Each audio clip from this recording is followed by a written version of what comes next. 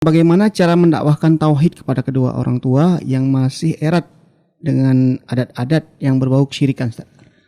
Baik, para hadirin dan hadirat yang dimuliakan oleh Allah, kita sebagai seorang anak ya diperintahkan oleh Allah untuk berbakti kepada kedua orang tua kita. Dan sebagai bentuk bakti kita kepada kedua orang tua kita, menyelamatkan dia dari jalan-jalan yang akan menghancurkan dunia dan akhiratnya. Ini yang pertama. Kemudian yang kedua, ya sejelek apapun orang tua kita, ya dia tetap orang tua kita, kita tidak boleh mencela dia, tidak boleh menghardik dia, ya tidak boleh merendahkan dia, dan kita tetap harus patuh kepada dia. Maka seorang anak harus pintar-pintar dan jeli bagaimana cara dia masuk, ya mendakwahkan orang tuanya dengan cara yang baik.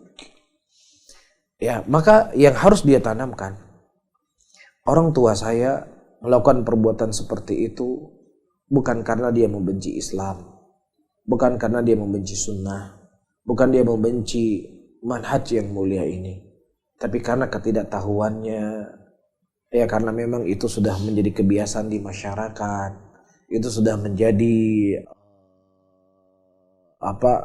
hal yang sudah turun-temurun.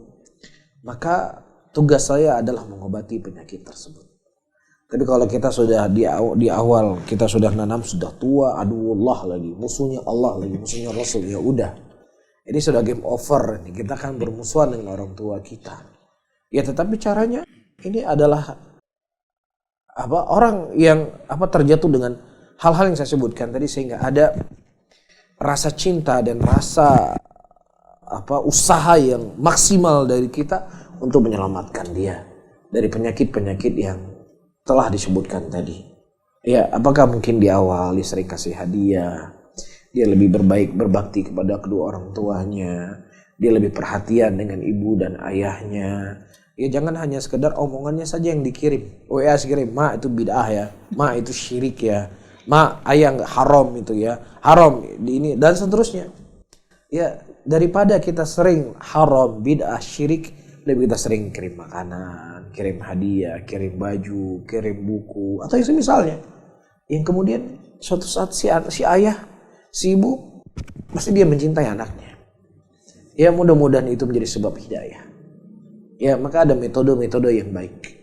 Ya ketika kita berhadapan dengan orang tua kita, kan orang tua kita tetap dia akan memandang anaknya ini dulu disuruh sholat nggak mau sholat, sekarang nyalain saya.